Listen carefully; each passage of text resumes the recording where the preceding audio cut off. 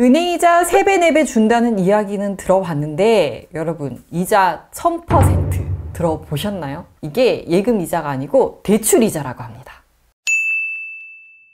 안녕하세요, 델리입니다. 네, 여러분 제가 최근에 공문을 하나 받았어요. 그게 굉장히 충격적인 내용이어서 여러분들과 같이 공유를 하려고 이렇게 영상으로 찍게 됐습니다. 여러분 혹시 대리입금이라고 들어보셨나요? 네, 저도 처음 들어봤어요. 이게 대리입금이 뭐지? 델림은 들어봤는데 델입은 처음 들어봤거든요. 그래서 이게 뭔지 좀 찾아봤는데 요즘 청소년들 아니면 20대를 대상으로 한 불법 금융 사례가 굉장히 피해 사례가 굉장히 많다고 해서 이 부분들 여러분들과 공유를 드리려고 하고요. 제 채널에 또 미성년자분들, 청소년분들도 굉장히 많이 보시고 또 학교 선생님들도 많이 있으세요. 그래서 그런 분들은 또 이런 피해 사례가 있으니까 같이 공유를 하시고 또 얘기를 해보시면 좋을 것 같습니다. 네, 최근에 SNS상에서 대리입금, 랜덤박스, 랜덤봉투라는 이름으로 한 이런 불법 금융 행위가 굉장히 좀 성행하고 있다고 하는데요. 이런 이제 금전적인 부분에 있어서 학생들이 손해를 보고 또 정신적인 피해를 입는 그런 경우가 굉장히 많이 있다고 해요. 그래서 금융감독원에서 여러 가지 대응 요령이나 현재 상황에 대해서 알려주는 공문을 제가 최근에 보게 되어서 여러분들에게 알려드리겠습니다.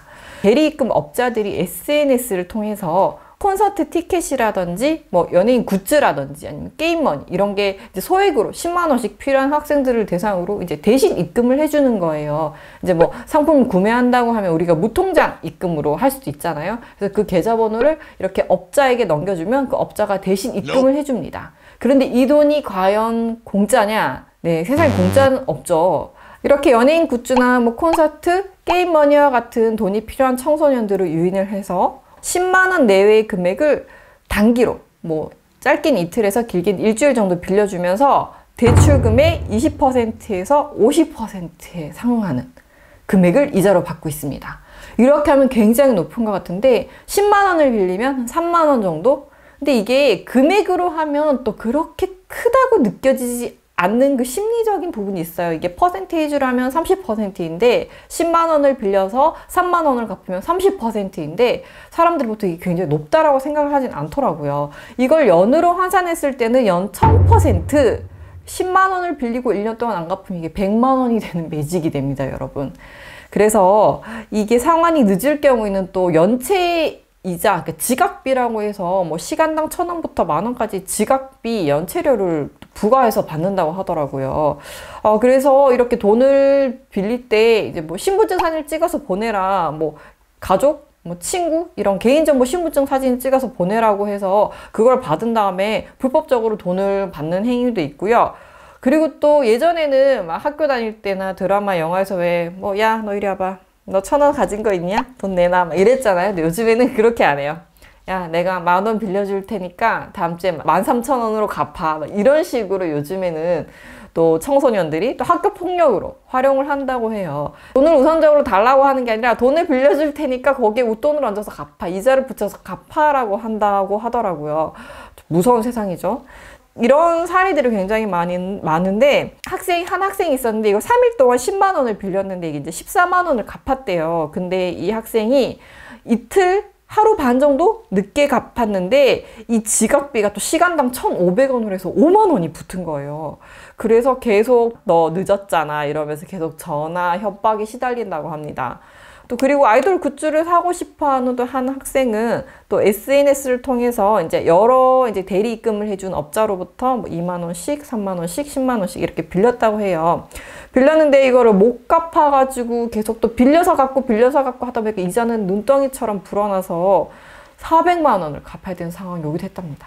자, 여러분들이 아셔야 될 점, 이 대리 입금이라는 건 말이 입금이지요. 고금리, 아주 이자가 높은 소액 작은 금액의 사채, 돈을 빌려주는 행위입니다. 이런 돈을 빌려주고 이렇게 받고 하는 행위는 딱 등록된 정식적인 업체만 할 수가 있어요. 그래서 개인적으로 이렇게 하는 거 선의가 됐든 아니면 악의가 됐든 어쨌든 이거는 불법 행위입니다. 그래서 이렇게 개인 간에 이렇게 돈 거래를 하는 것, 그리고 모르는 사람과 거래를 하는 것 특히나 위험하고요. SNS상에서 이렇게 소액으로 조금씩 빌려도 뭐 이자가 얼마 안 되니까 뭐 갚으면 되지라고 생각하면 굉장히 위험할 수가 있어요. 개인정보도 유출이 되기 때문에 이런 점 주의를 하셔야 되고, 그리고 법정 이자율은 연 24%입니다. 근데 이건 1000%니까 불법이죠.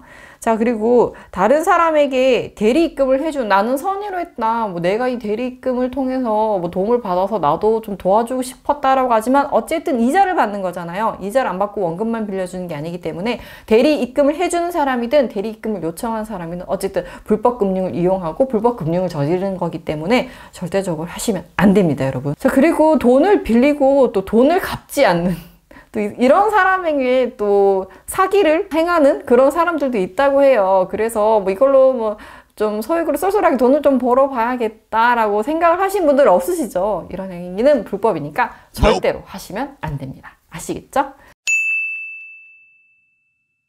자, 그리고 대리입금 말고 또 하나의 문제점이 있습니다. 요즘 SNS상을 통해 뭐 인친, 뭐 팔로워, 이렇게 친한 이제 그런 주변 온라인상의 친구들 굉장히 많이 만들죠. 이렇게 친해지다 보면 또 여러 이야기를 할 수도 있고, 또 그러다 보면 개인정보, 뭐 주민번호, 핸드폰 번호, 또 이름, 뭐 학교 이런 걸 그냥 자연스럽게 알려주게 되기도 해요.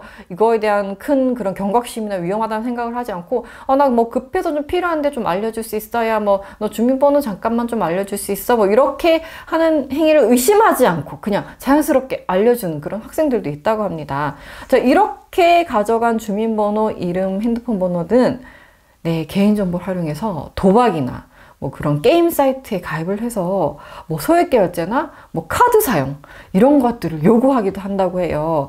그래서 그런 스포츠 도박 사이트에 학생 이름으로 가입되고 나중에 뭐 연체가 된다거나 이러면 나중에 신용적으로 굉장히 큰 문제가 생겨서 나중에 성인이 된 이후에 본인이 금융거래를 하려고 할 때 큰 문제가 될 수도 있습니다. 그렇기 때문에 개인정보는 함부로 알려주면 안 되고요. 또 가족 간 이외에는 절대로 외부로 유출을 하시면 안 됩니다, 여러분. 그래서 이렇게 뭐 학생들, 뭐 또래 학생들이 뭐 야, 뭐 나 좀 필요해 이렇게 해서 빌려줬다가 이런 경험을 해서 좀 굉장히 곤란한 상황에 처한 학생들도 있기 때문에 이런 부분도 여러분들이 조심을 하셔야 되고, 개인금융정보는 절대 알려주시면 안 되고, 또 이게 노출이 돼서 이렇게 정보가 계속 다른 사람 손에 넘어가면 또 피해를 입을 수가 있습니다. 그리고 뭐 모바일 상품권 증정한다, 이런 굉장히 혹하는 문자들이 있죠. 이런 거 누르시면 안 돼요. 이런 거 누르시면 인터넷 주소가 엉뚱한 데가 클릭이 돼서 뭐 악성 앱이 설치되거나 개인정보가 유출될 수가 있습니다. 자, 그럼 이럴 때 어떻게 해야 되느냐? 제가 뭐 청소년들은 하시라고 말씀을 드리진 않겠지만 20대 이후, 대학생 이후, 만 20세 이상이 되신 분들은 신용카드 발급이 안 되시면, 제가 영상에 올려놨었어요. 대학생 첫 신용카드라고 해서 올려놨었는데, 하이브리드 기능이라고 해서 소액으로 30만원까지 본인 등급에 따라서 이제 최대 30만원까지 신용카드처럼 지금 먼저 쓰고 나중에 갚을 수 있는 그런 신용카드의 기능을 가진 체크카드도 만들 수가 있어요. 그래서 좀 돈이 소액으로 이렇게 필요한 학생들은 이렇게 활용을 하시면 될 것 같고, 청소년이나 좀 이렇게 곤란한 상황에 처했다. 자, 그럼 이럴 때는 피해 사실을 주변에 알리셔야 합니다. 요즘 학교마다 지정 경찰관 분들이 있죠.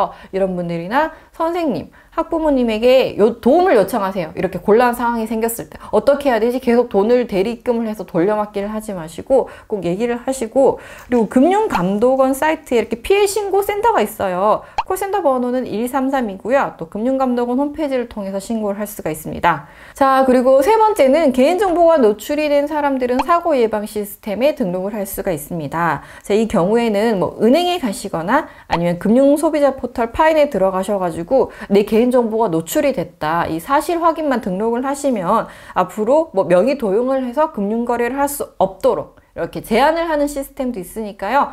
본인이 이런 상황에 닥쳤을 때 주변의 도움을 받으시고, 또 최대한 내 개인정보 더 이상 유출되고 도용되지 않도록 여러분들이 등록을 하셔서 각별히 좀 주의를 기울이시길 바랍니다. 근데 오늘은 여러분들이 좀 하면 안 되는, 손쉽게 접근할 수 있지만 하면 안 되는 이런 온라인 불법 금융에 대해서 알아봤습니다. 근데 지금은 아무것도 아니고 뭐 큰 문제 있겠어라고 하지만 이게 뭔가 잘못된다거나 기록이 남아서 나중에 미래의 나의 그 금융거래를 하는데 꼬리표처럼 달릴 수가 있기 때문에 이런 건 절대로 하시면 안 되고요. 뭔가 갖고 싶은 게 있다거나 뭔가 사고 싶은 게 있으면 부모님과 충분히 얘기를 해서 용돈을 받거나 아니면 돈을 모아서 꼭 만드는 건전한 청소년 여러분들이 되었으면 좋겠습니다. 네, 오늘의 영상은 여기까지고요. 오늘 영상이 유익했다면 구독하기, 좋아요, 알림 설정 눌러주시고요. 이 영상은 또 여러분들에게 많은 도움이 됐으니까 공유도 많이 해주세요. 그럼 전 다음에 더 유익한 영상으로 돌아오겠습니다. 우린 다음 영상에서 만나요. 안녕!